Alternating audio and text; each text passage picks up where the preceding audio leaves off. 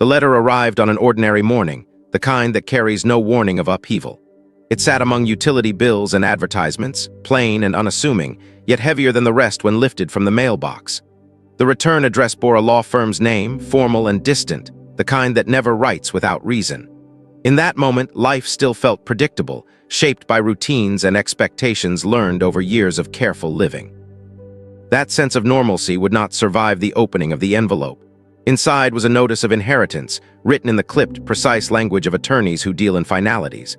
A relative long gone, someone rarely spoken about and never fully understood, had passed away and left behind an estate. Not a modest one, not a sentimental keepsake, but land. 1,000 acres of it. The words sat on the page, clean and definitive, but their meaning took time to settle. 1,000 acres was not an abstract number.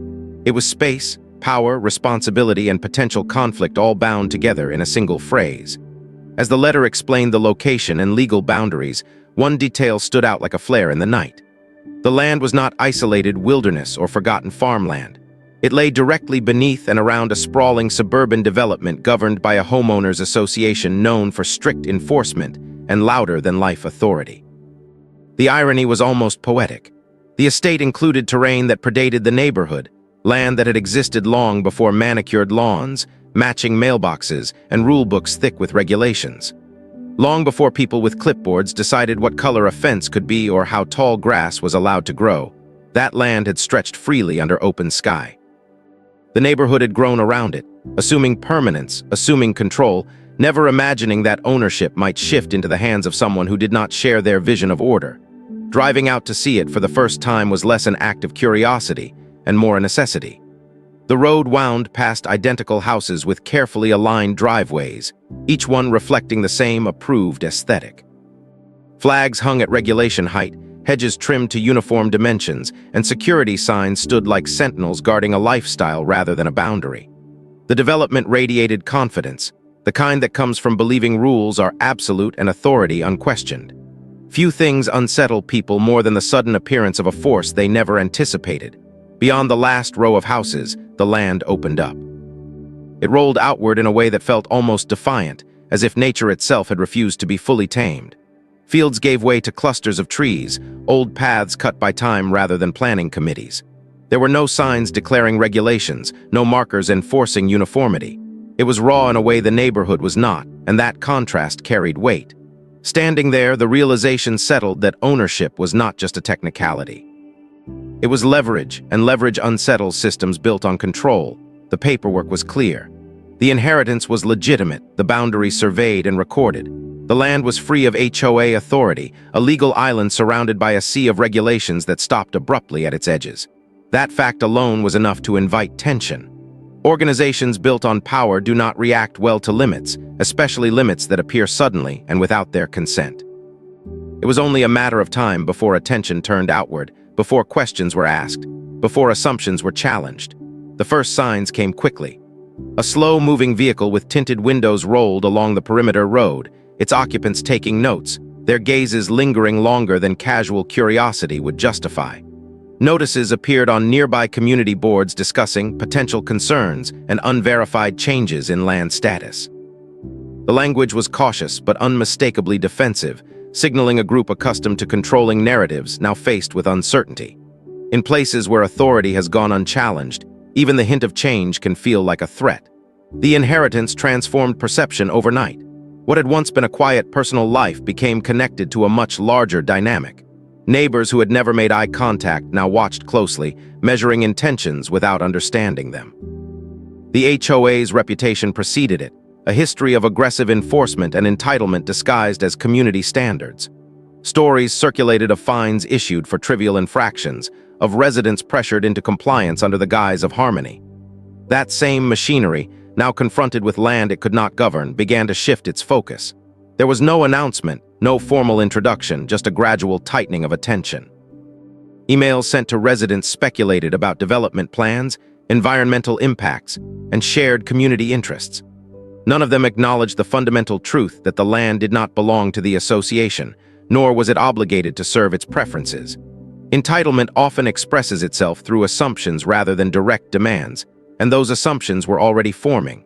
The power imbalance that the HOA relied upon was suddenly reversed in subtle ways.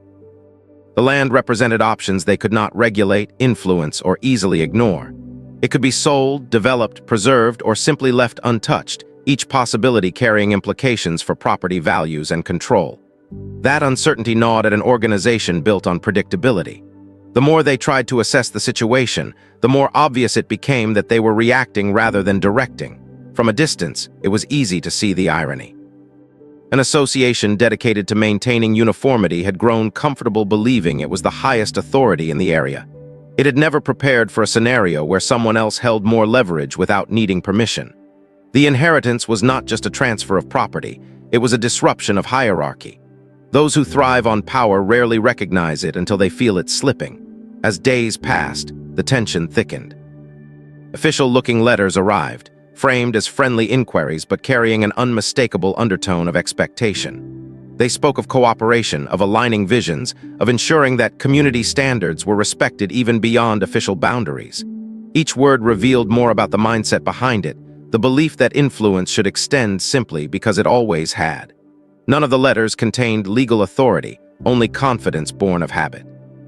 The land itself remained unchanged, silent and patient, as if aware that its mere existence was enough to provoke reaction. Walking its length brought a sense of clarity. It was not just about property or money, it was about autonomy. The contrast between the open fields and the rigid neighborhood was stark, a physical representation of two opposing philosophies. One valued control through rules, the other embodied freedom through ownership. The story was already spreading beyond the immediate area. Word of an outsider inheriting a massive tract beneath an overreaching HOA traveled quickly, carried by curiosity and anticipation. People recognized a familiar pattern forming, one where entitlement met resistance, and the outcome promised spectacle. The association, for all its confidence, had no idea how unprepared it was for what lay ahead. This was only the beginning. The inheritance had set forces in motion that could not be undone, and the HOA's assumptions were about to collide with reality. The land did not need to speak to make its point. Its existence alone challenged the illusion of total control. As attention intensified and expectations grew, the stage was set for a confrontation that would expose just how fragile entitlement becomes when it meets something it cannot command. The chapter closed not with action, but with anticipation. 1,000 acres waited beneath the watchful eyes of a neighborhood that believed it owned more than it did. The realization that ownership had changed hands had not yet fully sunk in, and when it did, the response would be anything but quiet. The next move would not come from rules or regulations, but from the simple fact of legal reality, and that was something no HOA handbook could rewrite. The days following the inheritance settled into an uneasy rhythm, one where silence itself felt monitored, as though every breeze across the land carried expectations from beyond its borders. The HOA did not announce itself loudly at first.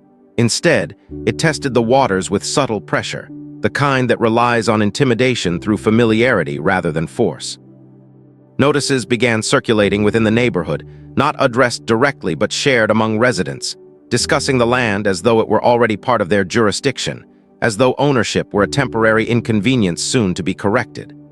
The language was carefully chosen, full of phrases about community cohesion and mutual benefit, implying that any reasonable person would naturally align with their vision. What they did not understand was that their confidence was built on repetition, not legitimacy, and repetition loses its power when it meets something that refuses to echo it back. The first official contact arrived as a friendly letter, its tone warm and falsely welcoming, congratulating the new landowner while immediately pivoting toward expectations of cooperation. It spoke of shared values and long-standing practices, subtly suggesting that the land's future should complement the neighborhood's aesthetic and lifestyle. There was no request, only an assumption that agreement was inevitable. This assumption revealed more than the words themselves ever could. It exposed a mindset that had never learned the difference between influence and authority, a mindset accustomed to bending individuals through persistence until resistance felt futile. The land, however, did not bend, and neither did the law that protected it. As the HOA waited for a response that would signal submission, frustration began to simmer beneath their polished exterior. Meetings were held behind closed doors, where board members who had built their identities around enforcement struggled to comprehend a boundary they could not cross. They pored over maps, scrutinizing lines they had previously ignored, searching for loopholes that might grant them leverage. The discovery that their jurisdiction ended cleanly and decisively at the land's edge was not just inconvenient, it was humiliating. For an organization that thrived on oversight, the realization that 1,000 acres existed beyond their reach felt like an affront. Their next tactic was escalation disguised as concern. Emails circulated warning residents about potential risks, speculating wildly about what could happen on the land if left unchecked. They spoke of noise, traffic, environmental impact, and declining property values, planting seeds of anxiety without any factual basis. The goal was clear: create pressure through collective fear, turning the community into an extension of enforcement. Neighbors who had once trusted the HOA implicitly now repeated these concerns as though they were established truths, their unease growing with every unanswered question.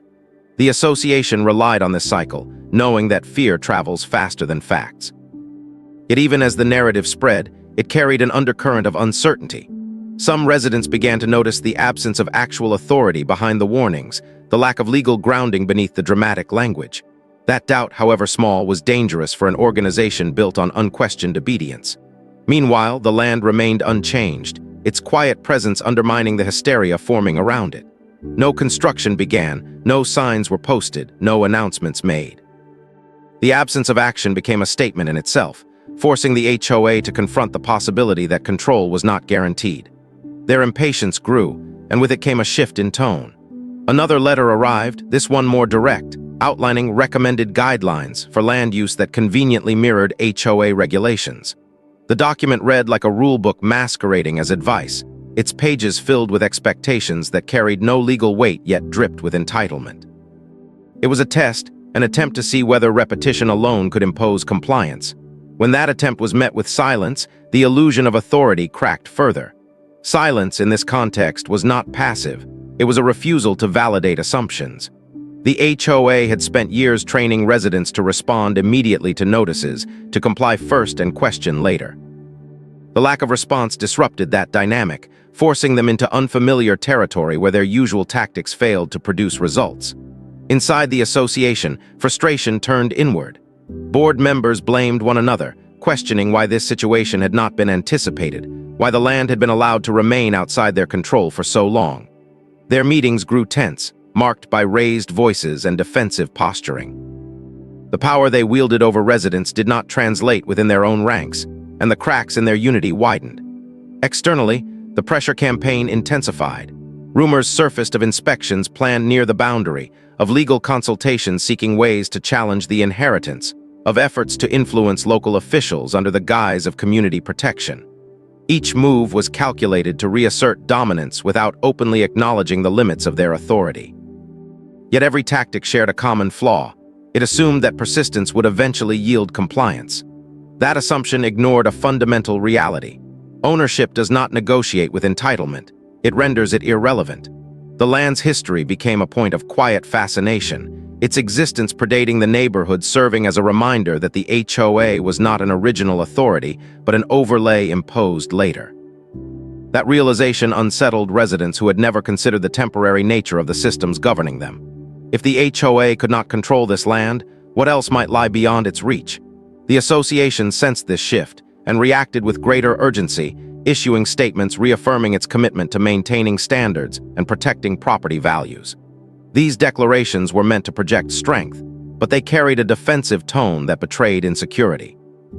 Strength does not need to announce itself, it is simply exercised. As the chapter unfolded, the contrast between perception and reality became increasingly stark. The HOA believed it was asserting influence, yet each action only highlighted its limitations. The landowner, by doing nothing, had already altered the balance of power. Inaction, when paired with legal certainty, became a form of control the association could not counter. The more they pushed, the more evident it became that their authority depended on consent, and consent was no longer guaranteed. This realization marked a turning point. The HOA was no longer dealing with a resident subject to its rules, but with an external force immune to its reach. That shift demanded a new strategy, one they were ill-equipped to develop. As the tension built and expectations went unmet, the association stood at the edge of a confrontation it could neither avoid nor dominate. The land remained silent, but its message was unmistakable. Authority without jurisdiction is nothing more than noise. The stage was set for the HOA to decide whether it would adapt to this reality or double down on entitlement, a choice that would define everything that followed. By the time the third week passed, the HOA's posture shifted from confident persistence to unmistakable agitation, the kind that reveals itself not through strength, but through hurried decisions and poorly disguised fear. Because authority that expects obedience cannot tolerate uncertainty for long, and uncertainty had now settled deep into the association's core. The board members, once so sure of their influence, began acting as though time itself were an enemy, every quiet day on the land interpreted as a looming threat rather than reassurance. Their internal communications grew frantic, saturated with urgency and speculation, treating the inheritance not as a legal fact, but as a problem that could still be managed if addressed aggressively enough. They convinced themselves that inaction was merely a prelude to disruption, that silence hid plans which would undermine the neighborhood they believed they owned in spirit if not on paper. This belief became the fuel for escalation. Instead of waiting, they began pushing outward, directing attention not just toward the landowner, but toward local officials, zoning boards, and anyone they thought might feel compelled to listen. The language they used shifted noticeably, abandoning subtle implication in favor of alarmist framing, presenting the land as a potential danger zone, a wildcard capable of destroying property values, safety, and the carefully curated lifestyle the HOA marketed so proudly. They spoke as if disaster were imminent, despite having no evidence, relying instead on the power of repetition and fear to manufacture urgency where none existed. Residents, accustomed to trusting the HOA's judgment, absorbed this narrative unevenly. Some embraced it fully, repeating warnings and speculating wildly about what might happen, while others began to notice how little substance lay beneath the rhetoric. The more the HOA insisted on catastrophe, the more questions emerged, questions the board struggled to answer without revealing the limits of its authority. Those limits became harder to hide when the association began encouraging residents to document anything unusual near the land's boundary, effectively deputizing them into unpaid enforcers for a jurisdiction that did not exist. This move, intended to reassert control, backfired almost immediately. Instead of uncovering violations, it exposed the absurdity of the situation. Reports came in describing nothing more than wind moving through grass, wildlife crossing open fields, and the persistent absence of activity. Each report reinforced the same uncomfortable truth. Nothing was happening, and that nothing was completely legal. The HOA's frustration intensified as their efforts produced no tangible leverage. Meetings stretched longer, voices rose higher, and the atmosphere grew increasingly combative. The board members, many of whom had built their reputations on decisive enforcement, now found themselves trapped in circular discussions, debating strategies that all relied on an assumption they could no longer justify. They argued over whether to challenge the inheritance legally, despite knowing the odds were slim, or whether to pressure the landowner into negotiations that assumed shared interests where none had been expressed. This internal conflict weakened their public image, even as they attempted to project unity. Residents began noticing inconsistencies in messaging, subtle contradictions that hinted at uncertainty behind the scenes. The HOA responded by tightening its grip within the neighborhood, increasing enforcement of minor infractions in what amounted to a show of force. Lawns were measured with renewed scrutiny, paint colors questioned, and fines issued for offenses that had previously been overlooked. This surge in enforcement was not about standards. It was about reminding residents who held power, an effort to compensate for the control slipping away elsewhere. Yet this tactic carried its own risks. Residents already uneasy about the land situation began to feel targeted, sensing that the HOA's aggression stemmed not from necessity, but from insecurity. Resentment grew quietly, undermining the association's moral authority even as it doubled down on procedural dominance. Outside the neighborhood, the HOA's outreach to officials yielded little more than polite acknowledgement. Zoning authorities confirmed what the legal documents already made clear. The land was outside HOA jurisdiction, and any future use would be governed by existing laws, not community guidelines. These responses frustrated the board, which had expected sympathy if not outright support.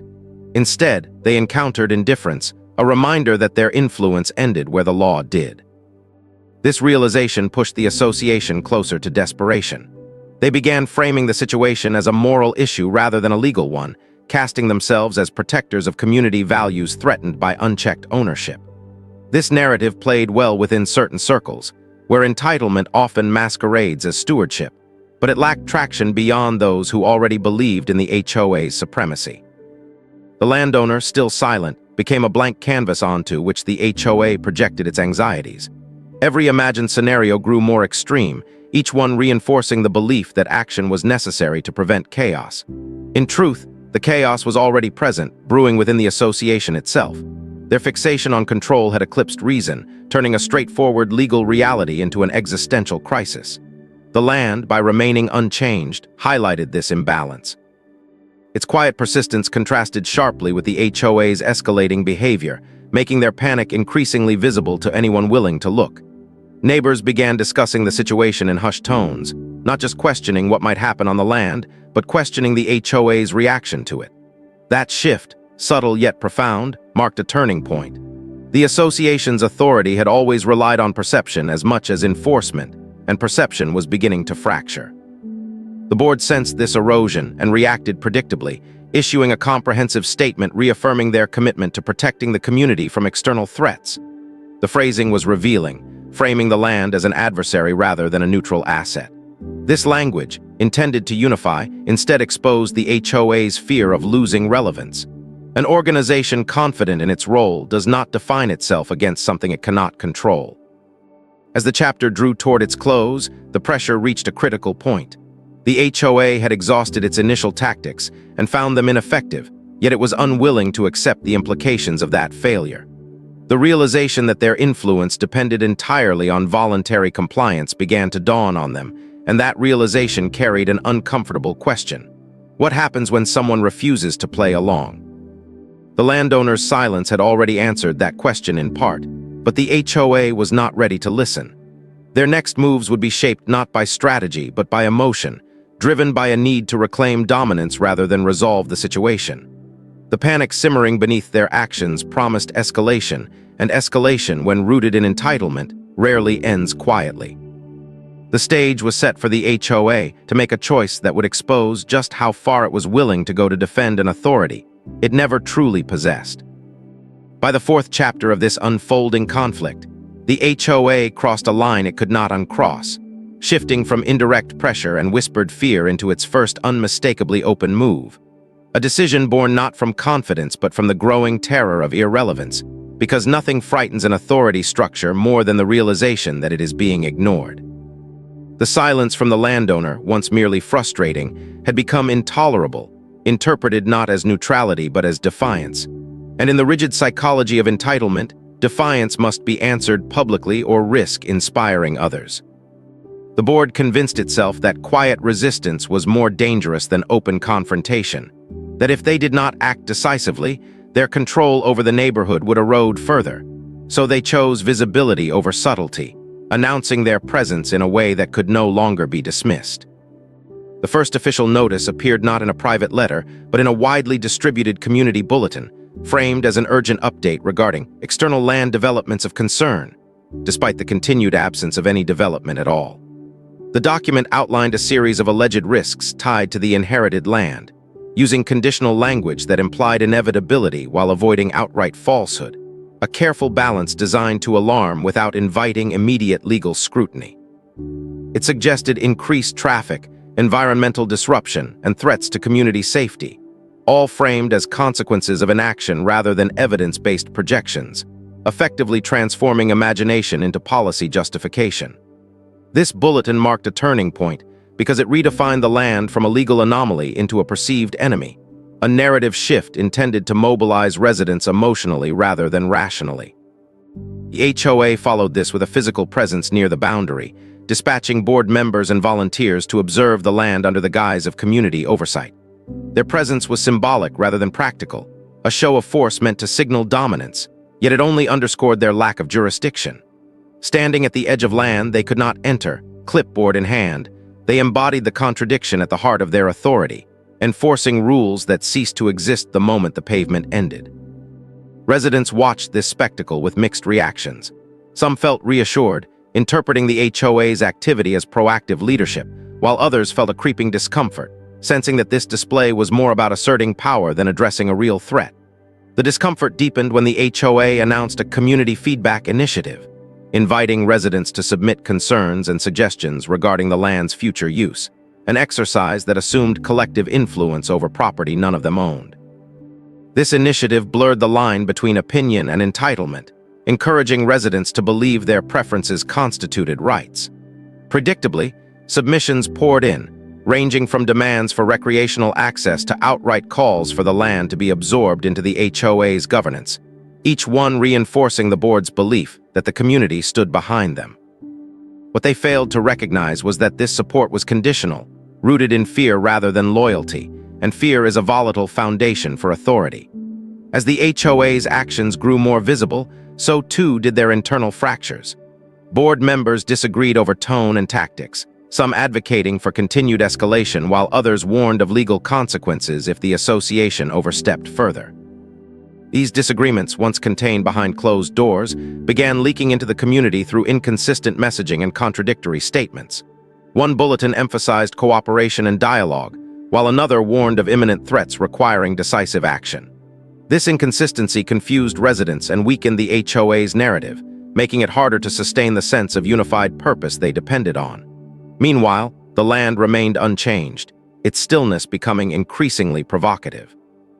Each day without activity undermined the HOA's claims of urgency, forcing them to rely more heavily on hypothetical scenarios to justify their actions. The absence of evidence did not deter them. Instead, it fueled more dramatic speculation, as though intensity alone could substitute for facts. This escalation reached a new level when the HOA attempted to convene a public meeting focused exclusively on the land, inviting local officials and framing the event as a necessary discussion of shared concerns. The invitation language was telling, positioning the HOA as a stakeholder with inherent authority over the situation, despite lacking any legal standing. The meeting itself became a microcosm of the larger conflict, filled with charged rhetoric and emotional appeals, but conspicuously lacking concrete information. Officials listened politely, reiterating established legal boundaries and reminding attendees that property rights were protected by law, not community sentiment. These reminders fell flat among those who equated collective opinion with entitlement, yet they planted seeds of doubt among others who had assumed the HOA's power was absolute. That doubt spread quietly, manifesting in private conversations and cautious questions that chipped away at the association's perceived infallibility.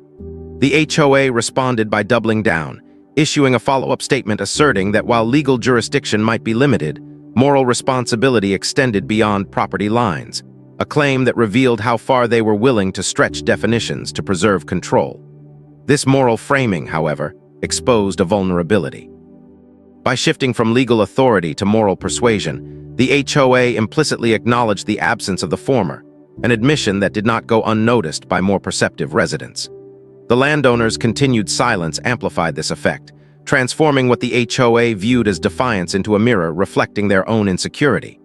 Every attempt to provoke a response failed, reinforcing the uncomfortable truth that the association's power depended entirely on engagement. Without it, their actions lost meaning. As tensions escalated, the HOA's behavior began to resemble obsession rather than governance, its focus on the land overshadowing its responsibilities within the neighborhood. Routine issues went unresolved, and residents who raised unrelated concerns found themselves ignored, fueling resentment and dissatisfaction.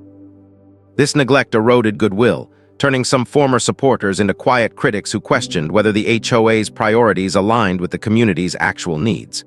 The board, fixated on the land, failed to notice this shift until it manifested in reduced attendance at meetings and a growing reluctance among volunteers to participate in enforcement activities. The association's authority, once reinforced by active participation, now felt increasingly hollow. As the chapter drew to a close, the consequences of the HOA's first open move became clear. Their attempt to assert dominance had exposed their limitations, intensified internal divisions, and awakened skepticism among residents. The land, unchanged and unresponsive, continued to challenge their assumptions simply by existing outside their reach. The HOA had wanted a reaction, any reaction, to validate its authority. What it received instead was silence, And in that silence, the illusion of control continued to unravel, setting the stage for even more drastic measures in the chapters yet to come. By the time the fifth phase of the conflict emerged, the energy within the neighborhood had shifted in a way the HOA neither anticipated nor understood. Because authority can withstand opposition far more easily than it can survive indifference mixed with doubt. And that exact combination was now spreading through the community like a slow, quiet current beneath an otherwise calm surface. The relentless focus on the inherited land had begun to wear thin, not because residents suddenly trusted what lay beyond their borders, but because the HOA's obsession had disrupted the rhythm of daily life, replacing routine governance with a constant drumbeat of warnings, updates, and hypothetical dangers that never materialized. What once felt like vigilance now felt like noise, and noise, when repeated without result, loses its power to alarm and instead breeds irritation. Homeowners who had initially supported the HOA's stance began noticing how much time, money, and attention were being diverted toward an issue that remained entirely speculative, while tangible concerns within the neighborhood went unaddressed. Maintenance requests lingered unresolved, common areas showed subtle signs of neglect, and communication regarding everyday matters grew sporadic, all of which stood in stark contrast to the detailed, urgent messages about the land. This imbalance did not go unnoticed. Conversations at mailboxes and along sidewalks increasingly drifted away from fear of the land and toward frustration with the HOA itself, a shift that would have been unthinkable just weeks earlier. The association's authority had always rested on the belief that it acted in residents' best interests, but that belief was beginning to fracture under the weight of misplaced priorities. As skepticism grew, so did curiosity. Residents who had accepted the HOA's narrative without question began quietly researching property laws, zoning regulations, and the history of the land, discovering details that contradicted the more dramatic claims they had been fed. These discoveries circulated informally, shared in private messages and hushed conversations rather than official forums, creating an undercurrent of knowledge that bypassed the HOA's control. The realization that the land existed legally and peacefully outside the association's reach was both unsettling and liberating, challenging long-held assumptions about the HOA's omnipotence. This newfound awareness did not immediately translate into open rebellion, but it did weaken the automatic compliance the HOA depended on. Residents became slower to respond to notices, more willing to question fines, and less eager to volunteer for enforcement-related tasks. Each small act of hesitation chipped away at the association's power, creating a feedback loop of insecurity that only intensified the board's fixation on the land. In response to this restlessness, the HOA attempted to reframe the narrative once again, this time casting itself as a victim of external indifference. Communications emphasized how the association had been forced to act without cooperation, portraying the landowner's silence as a refusal to engage in good faith. This framing was designed to elicit sympathy and rally support, but it misjudged the mood of the community. Sympathy is difficult to sustain when leadership appears more concerned with defending its authority than addressing residents' needs. The rhetoric rang hollow to those who had begun to see the situation more clearly, and instead of restoring confidence, it amplified doubts about the board's judgment. Tensions within the HOA leadership deepened as board members blamed one another for the growing discontent. Some argued for a retreat, suggesting that continued escalation would only further alienate residents, while others insisted that backing down would signal weakness and invite chaos. These internal disagreements manifested publicly through inconsistent enforcement and contradictory messaging, reinforcing the perception that the HOA was reacting rather than leading. Meanwhile, the land continued to exert a silent influence over the neighborhood, its unchanging state undermining every dire prediction that had been made. The longer nothing happened, the harder it became to justify the association's alarmist stance, and residents began to ask an unspoken question. If the land posed such a threat, why had nothing gone wrong? This question lingered in the collective consciousness, eroding fear and replacing it with skepticism. The HOA's attempts to rekindle urgency grew increasingly theatrical, with bold statements and dramatic language that only highlighted the absence of substance behind them. In one particularly revealing move, the association announced plans to commission an independent impact study, framing it as a necessary step to protect the community. While presented as proactive, The announcement raised eyebrows among residents who questioned why funds were being allocated to study a hypothetical problem when real issues remained unresolved. The decision fueled further debate, drawing attention to the HOA's budget and priorities, areas that had previously escaped scrutiny. This scrutiny proved uncomfortable for a board accustomed to operating without challenge. As residents examined financial statements and past decisions, patterns emerged that cast the HOA's leadership in a less favorable light, revealing a history of spending driven more by control than community benefit. These revelations did not immediately spark open revolt, but they deepened the sense of unease and mistrust. The land had become a catalyst, not because of anything it did, but because it exposed the fragility of the system built around it. The HOA's authority, once taken for granted, now felt contingent and negotiable, a realization that shifted the balance of power in subtle but significant ways. As attendance at meetings declined and engagement waned, the board faced a paradox. The more aggressively it tried to reassert control, the more distant the community became. This distance was dangerous, as it stripped enforcement actions of their social legitimacy, leaving only rules without respect. The landowners' continued silence amplified this dynamic, serving as a constant reminder that the HOA's influence extended only as far as people allowed it to. Each unanswered demand, each ignored suggestion, reinforced the idea that compliance was a choice rather than an obligation. As the chapter drew toward its end, the neighborhood stood at a crossroads. The HOA could sense the shift, but lacked the humility to acknowledge it, interpreting restlessness as a temporary challenge rather than a fundamental change in perception. Residents, meanwhile, were beginning to see themselves not as subjects of an all-powerful association, but as participants in a system that could be questioned and reshaped. The land, still quiet and unchanged, loomed large in this transformation, its mere presence enough to destabilize an authority that had never been tested before. What began as an inheritance had evolved into a mirror reflecting the HOA's vulnerabilities. And as that reflection sharpened, it became clear that the conflict was no longer just about land, but about who truly held power within the community. As the sixth chapter unfolded, the HOA found itself trapped in a tightening spiral of its own making, where every attempt to reclaim authority only highlighted how much of it had already slipped away. Because power that must constantly remind others of its existence has already begun to fade.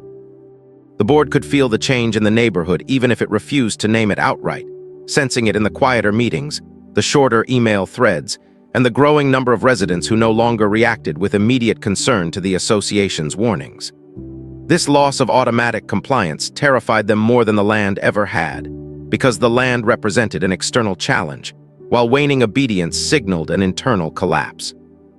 In response, the HOA made a fateful decision to tighten its grip, believing that discipline within the neighborhood would compensate for the lack of control beyond it.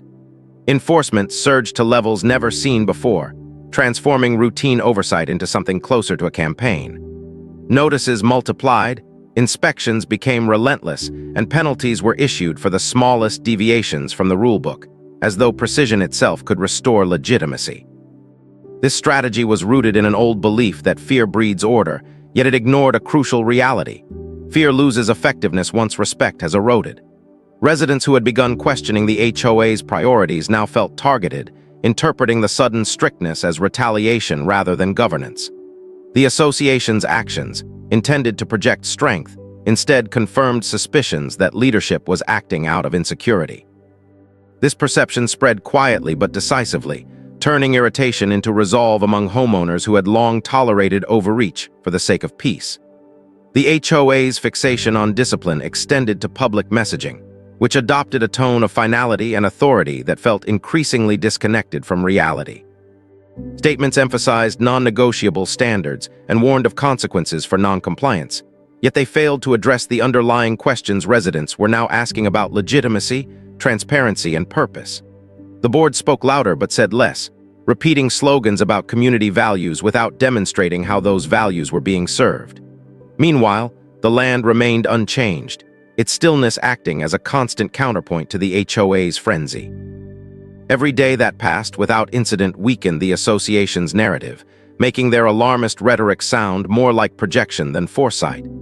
In a bid to reclaim relevance, the HOA attempted a bold maneuver, announcing its intention to pursue legal clarification regarding the land's status, framing the move as a necessary step to protect the community. The announcement was carefully worded to imply action without committing to specifics, designed to create the impression of momentum where little existed. Initially, it succeeded in capturing attention, stirring curiosity and concern among residents who wondered whether a legal battle might finally resolve the uncertainty. However, this curiosity quickly gave way to skepticism as details failed to materialize.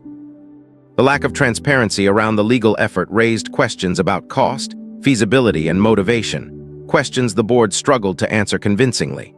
Residents began to wonder whether the threat of legal action was more symbolic than substantive, another attempt to posture rather than solve. This suspicion deepened when the HOA delayed providing updates, citing confidentiality and procedural constraints, a familiar tactic that now felt hollow. As doubts grew, the board's internal divisions widened. Members disagreed not only on strategy, but on the fundamental nature of the conflict, with some acknowledging privately that the land lay beyond their reach, while others clung stubbornly to the belief that persistence would eventually yield control. These disagreements slowed decision-making and fueled resentment within leadership, creating an environment where compromise felt like surrender and reflection felt like weakness. The resulting paralysis only intensified the board's outward aggression, as members sought to compensate for internal uncertainty by projecting confidence externally. This projection took increasingly performative forms, including symbolic gestures meant to demonstrate authority without requiring legal backing. The HOA organized boundary walks, issued public reminders of community standards near the land's edge, and encouraged residents to remain vigilant, all of which served more as theater than governance. While some residents participated out of habit or curiosity, many observed these efforts with growing detachment, recognizing them as displays rather than solutions. The gap between intention and impact became impossible to ignore, and with it came a subtle but profound shift in how the HOA was perceived. It was no longer seen as an inevitable force, but as an institution struggling to adapt to a reality it could not control. This shift emboldened residents who had previously remained silent, prompting them to voice concerns more openly about enforcement practices and leadership decisions. Complaints that once would have been whispered now appeared in formal correspondence, challenging fines and questioning authority with a confidence that surprised the board. Each challenge, no matter how small, represented a crack in the foundation of compliance, forcing the HOA to expend energy defending actions that had once gone unquestioned. The board responded predictably, treating dissent as a threat rather than feedback, and doubling down on enforcement in an attempt to suppress it. This response, however, only accelerated the cycle of resistance, transforming isolated dissatisfaction into a shared experience. The land's role in this transformation became increasingly symbolic, representing the possibility of autonomy in a system built on conformity. Its existence reminded residents that authority was not absolute, that rules derived their power from consent as much as enforcement. The HOA, sensing this symbolism, grew increasingly hostile toward any mention of the land that did not align with its narrative, framing alternative perspectives as irresponsible or disloyal. This framing backfired, as residents who had begun thinking independently resented being cast as adversaries simply for asking questions. The association's insistence on loyalty over transparency further eroded trust, making its leadership appear more concerned with preserving status than serving the community. As the chapter drew to a close, the HOA stood at a critical juncture, clinging to tactics that had worked in the past while ignoring the changed landscape around them. Their grasp for control had become desperate, fueled by fear of irrelevance rather than a clear vision for the future. The land remained silent, unchanged, and legally secure, its presence continuing to expose the fragility of an authority that had never been tested before. What the HOA failed to understand was that control cannot be reclaimed through force once its legitimacy has been questioned. The seeds of resistance planted by their own actions were beginning to take root, and as those roots spread, the association's options narrowed. The next phase of the conflict would not be shaped by rules or warnings, but by the growing realization among residents that the HOA's power was neither inevitable nor permanent, a realization that promised consequences far beyond the land itself. By the 7th chapter, the conflict had reached a stage where pretense could no longer sustain itself, and the HOA's carefully maintained image of calm authority began to fracture in ways that were visible to everyone. Because when control depends on appearance rather than legitimacy, all it takes is one sustained strain for the mask to slip. The association had spent weeks escalating enforcement, issuing warnings, and staging symbolic displays of vigilance, yet the land remained unchanged, and the community increasingly unmoved. This disconnect created a psychological pressure cooker within the board, where fear of losing relevance mixed with resentment toward residents who no longer reacted with the expected deference. That resentment began seeping into official communications, altering their tone in subtle but unmistakable ways. Messages that once framed compliance as cooperative now carried an edge of accusation, implying that residents who questioned priorities were undermining the community itself. This rhetorical shift revealed a deeper truth. The HOA no longer viewed itself as a representative body, but as an authority besieged by internal dissent and external indifference. The landowners' continued silence amplified this tension, functioning as a constant reminder that the HOA's power was conditional, not absolute. Each unanswered notice, each ignored overture, felt like a personal affront to board members who had built their identities around enforcement. That personal element transformed governance into ego, making compromise feel like humiliation rather than resolution.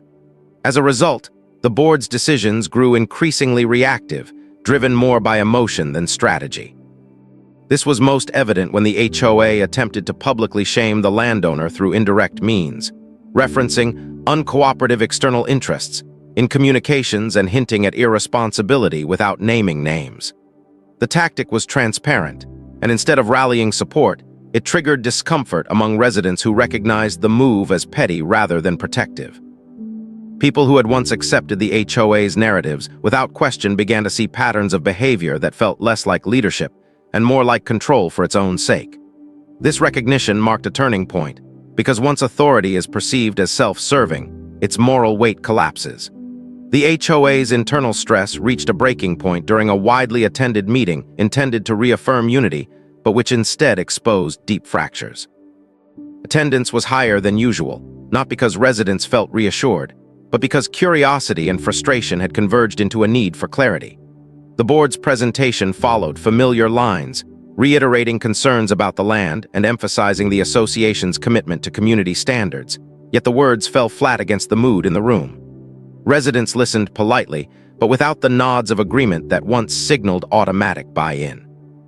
Questions raised afterward focused less on the land and more on the HOA's actions, its spending, and its priorities, reflecting a shift in where scrutiny was being applied.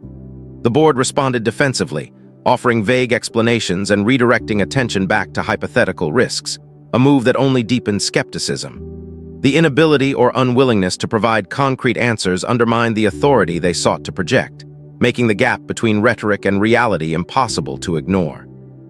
Outside that meeting, conversations took on a different tone, less fearful and more analytical, as residents compared notes and realized how many of their concerns overlapped.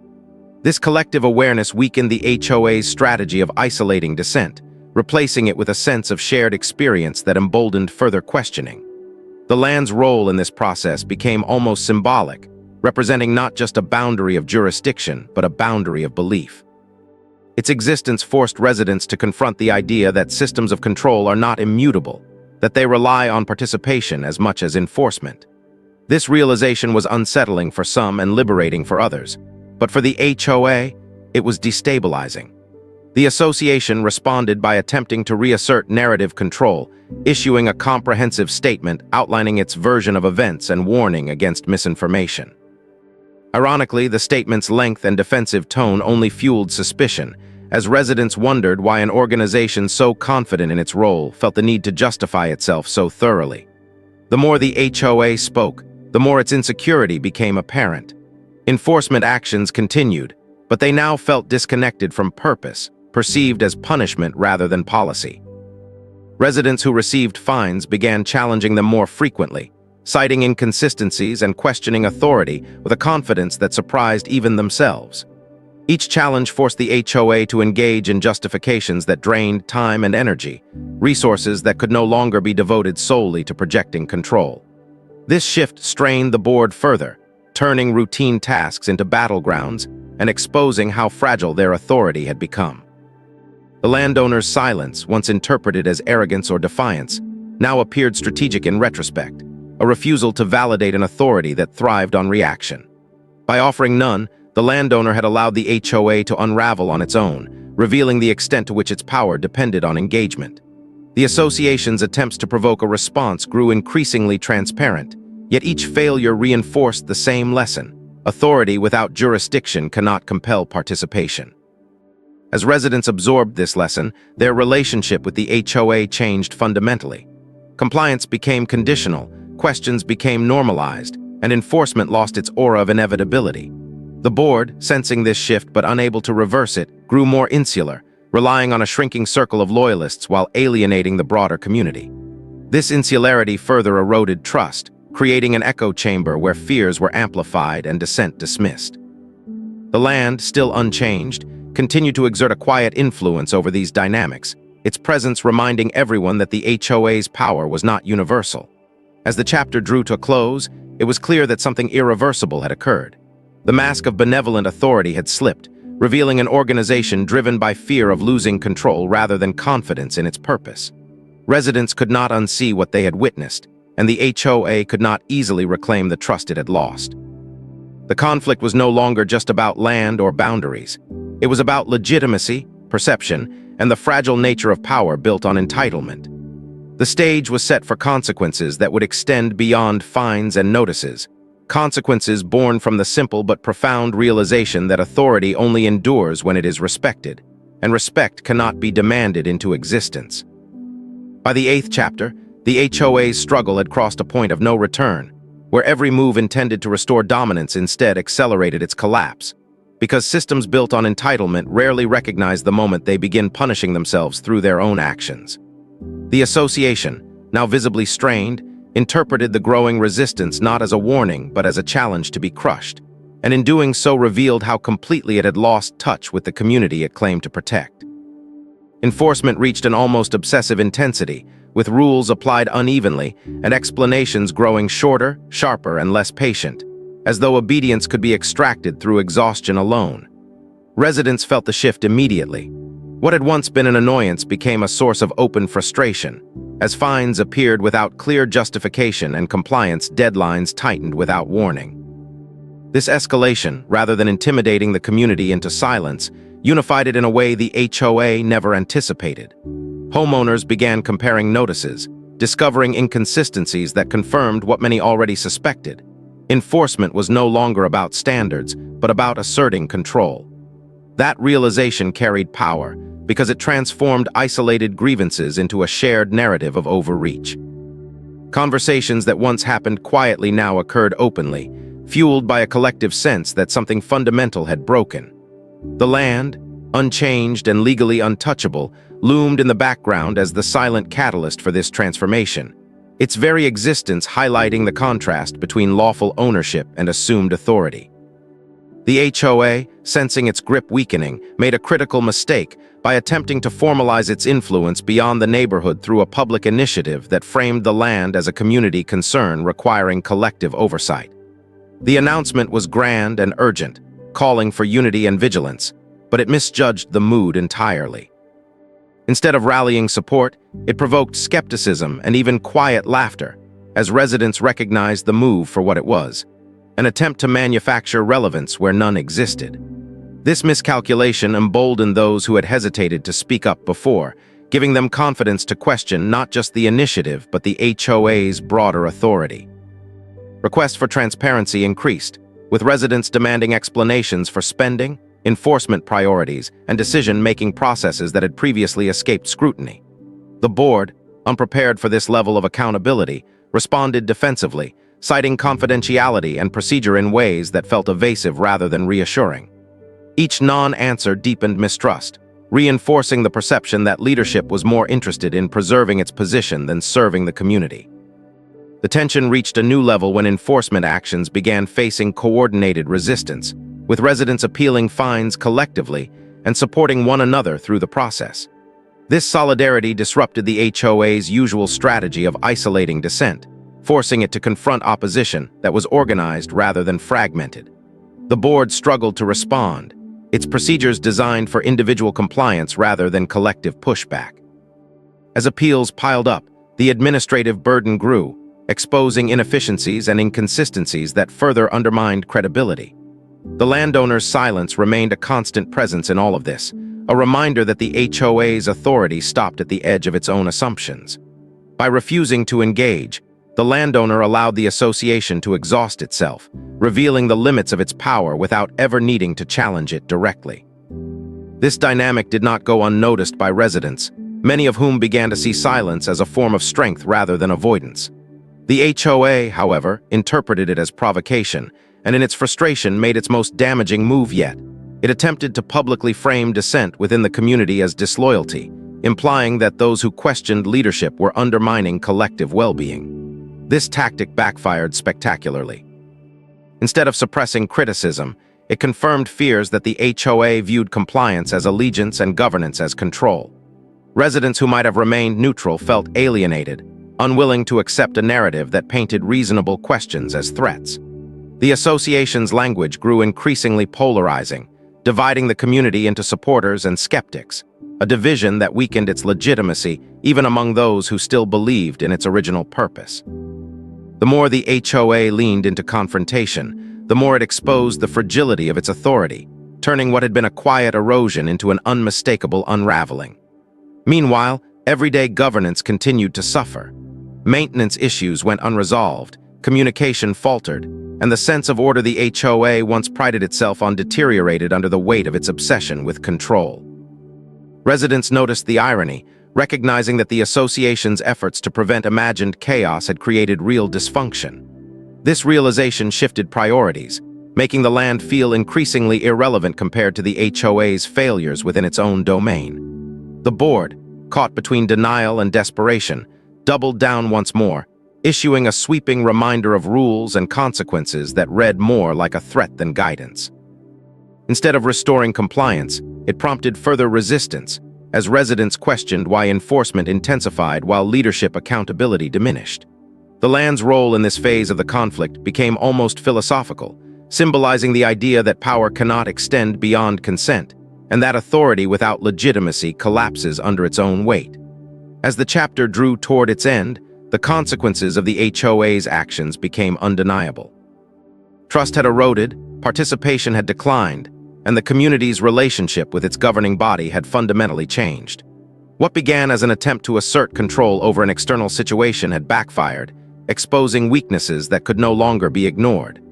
The HOA stood isolated, clinging to procedures that no longer commanded respect, while residents moved toward a new understanding of their own agency.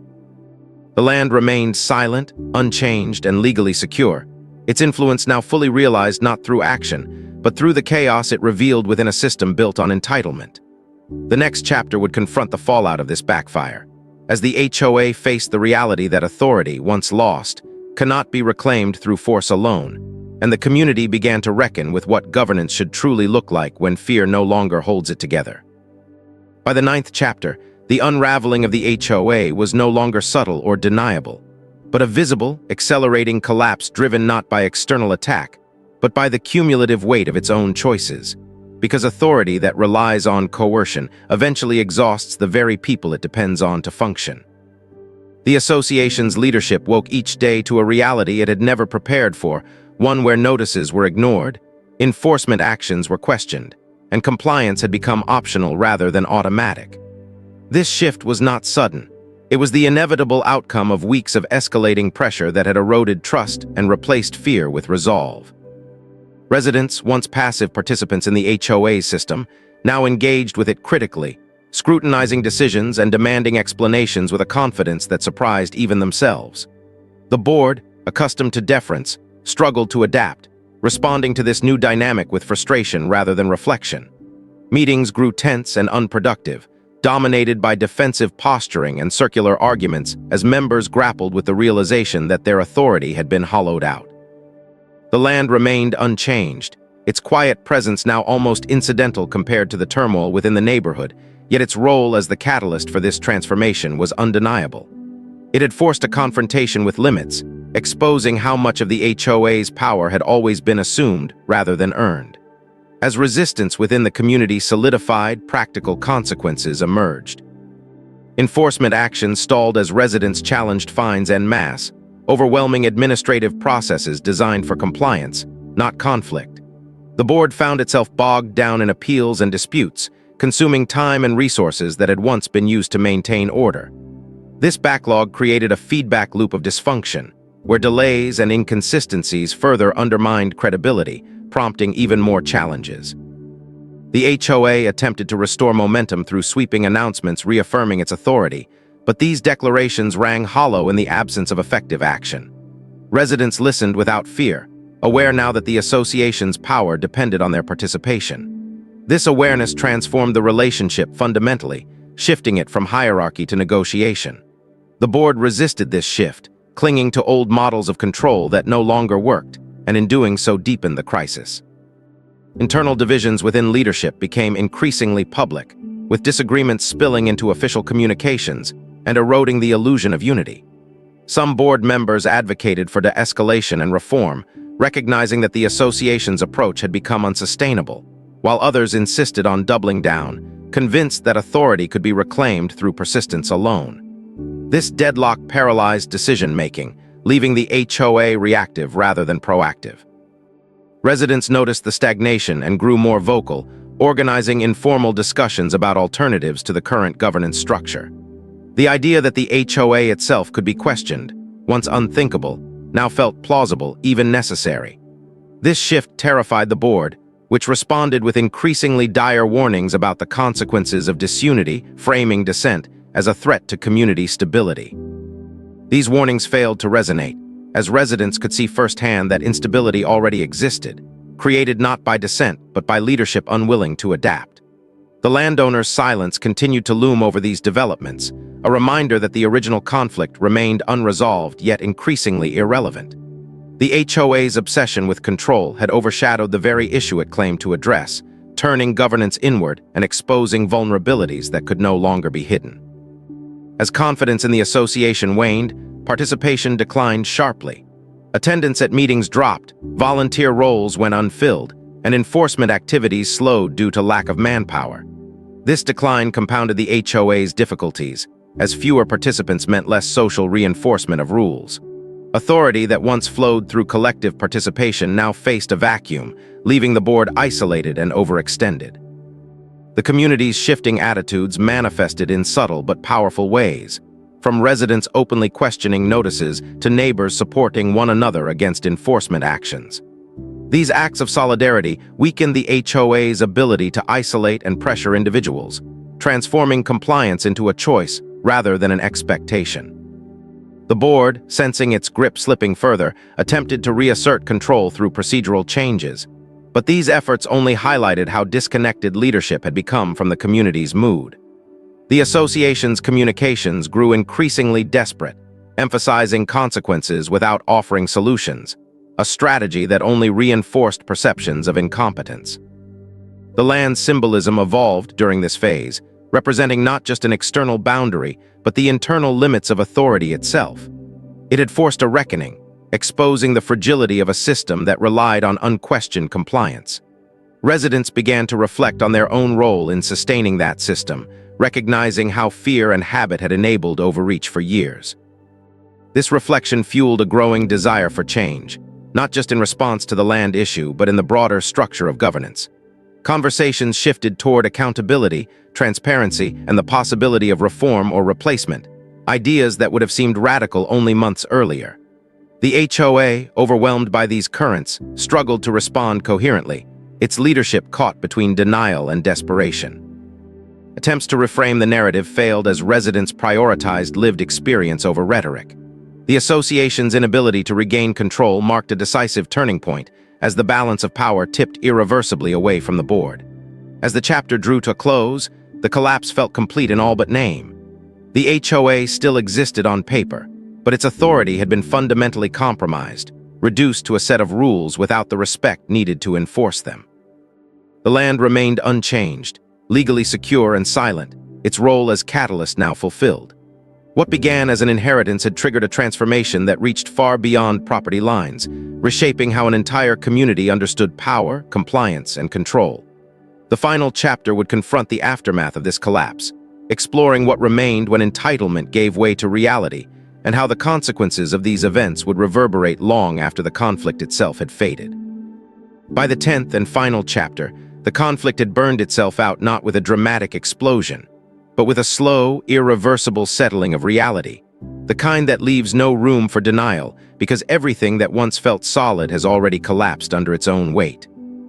The HOA still existed in name, still had bylaws, committees, and a board that technically held positions, but the power that once animated those structures was gone, drained away by weeks of overreach, miscalculation, and a fundamental misunderstanding of where authority truly comes from. The neighborhood felt different now, not louder or more chaotic, but quieter in a way that carried awareness rather than fear. Residents moved through their routines with a new sense of perspective, no longer flinching at every notice or assuming that enforcement was inevitable. The land, unchanged from the beginning, remained the silent witness to this transformation, its open fields and unclaimed boundaries standing in sharp contrast to the shrinking influence of the organization that once believed it ruled everything within sight. The HOA's leadership, exhausted and fractured, faced a reality it could no longer spin. Attendance at meetings dwindled to a fraction of what it once was, not because residents were apathetic, but because many no longer believed those meetings held meaningful authority. Decisions were questioned openly, enforcement actions stalled, and the machinery of control that once ran smoothly now creaked under its own irrelevance. Attempts to restore order through renewed messaging fell flat, their tone sounding hollow even to those delivering it. The board members, some resigned and others quietly withdrawn, began to understand that the collapse had not been caused by the land itself, but by their response to it. The inheritance had simply exposed what had always been true: power that relies on fear and assumption cannot survive scrutiny. Within the community, conversations shifted away from the land and toward reflection. Residents talked about how easily they had accepted overreach in the past, how convenience and habit had allowed entitlement to masquerade as governance. There was no single moment of victory, no triumphant announcement, just a collective acknowledgement that something fundamental had changed. The HOA's authority had been revealed as conditional, dependent on participation and belief, and once that belief eroded, no amount of rules could restore it. The landowner's silence throughout the entire ordeal took on new meaning in hindsight, no longer seen as avoidance but as restraint, a refusal to legitimize a system that was already unraveling on its own.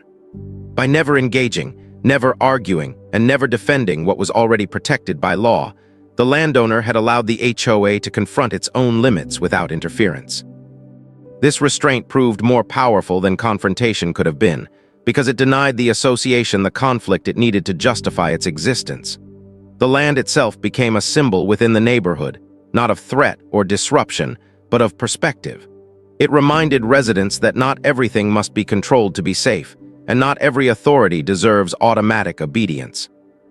The HOA, once so confident in its reach, now struggled to even define its role, caught between maintaining relevance and acknowledging its diminished position. Some board members spoke of reform, of rebuilding trust through transparency and restraint, while others quietly stepped away, unwilling to adapt to a reality where their word was no longer final. The future of the association remained uncertain, but one thing was clear: it would never again operate on unquestioned entitlement. The community, having seen behind the curtain, could not unlearn what it had discovered. The land remained exactly as it had been from the beginning, open, lawful, and untouched, yet its impact echoed far beyond its boundaries. It had not changed the neighborhood by action, but by presence, by existing outside a system that assumed total control. In doing so, it forced an entire community to confront the difference between authority and entitlement, between rules backed by consent and rules enforced through fear. The final irony was impossible to ignore. In trying to control what they never owned, the HOA lost control of what they did. What began as an inheritance of acreage ended as an inheritance of awareness, one shared by everyone who had watched the conflict unfold. There were no villains vanquished in dramatic fashion, no public apologies, no sweeping declarations of defeat, only the quiet aftermath of a system exposed. The HOA still stood, but smaller now, diminished not by law but by understanding.